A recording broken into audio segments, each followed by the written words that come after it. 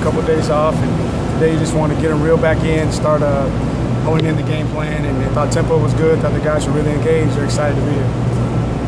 Any worries about tight end with all the injuries there? You know, obviously you got to have a plan in place, but we're very hopeful. Hopefully Elliott will be able to get back and give us some snaps on next Monday. But obviously a concern, but again, we got a plan in place. Is it a situation maybe where Rodger Byers could help out on the end and in a tight end spot right there? Right, definitely. We've been pushing him hard to be able to function in majority of the situations. Because those guys have to know a lot. They're responsible for a lot, but we are pushing him to get him ready to be able to play. Anyone besides Byers that's just getting reps again the center? We're a little bit thin, so it's really just Sam and Byers, and hopefully Leggett will be back by the end of the week.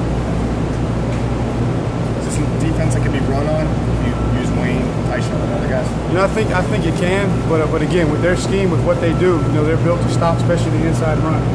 But again, that's what we're built to do, is to run the ball inside. So we're definitely going to have to be able to run the ball. We're going to have to be balanced. That's one thing that we want to do on offense, is be balanced. We're going to have to be able to throw the ball, but yes, we can run the ball. But again, we're going to have to be patient with it. Your pass D's been susceptible. I mean, I'm sure Cole's talked about that confidence level is still there, but what do you see in Oklahoma where there can be plays made through the air? Well, you know, I think guys just make competitive plays. Their guys have been in position. If you watch the Oklahoma State game, you know, the receivers from Oklahoma State just made the competitive play.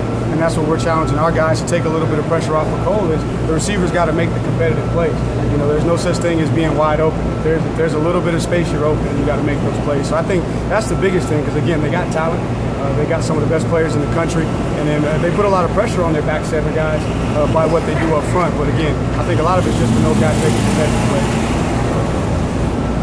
Looked like Brandon and Cole are really developing a good working relationship. You can't talk about that. Right. No. Again, like I said before, you know, Streeter is a technician. He knows the position. He's played the position. You know the amount of toughness and the amount of discipline that he brings. And I think, again, just having that fresh voice and being able to help Cole through this situation has been big for Cole. And they spend a lot of time together. And again, his demeanor is real laid back off the field. But in the meeting room, he has a lot of intensity, and out on the practice field, he has a lot of intensity.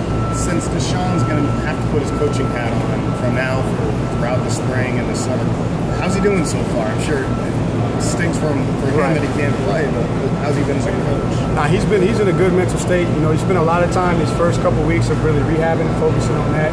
I think that role of being the coach is going to more take place in the spring when the younger guys get in. Now it's just really getting him back comfortable to where he is in his rehab, because, again, the first couple of weeks of an ACL rehab is very, very difficult, both physically and mentally. So it's really been focusing on that and helping out where he can. But I anticipate, to answer your question, that in the spring is really when he's going to put on that coaching hat.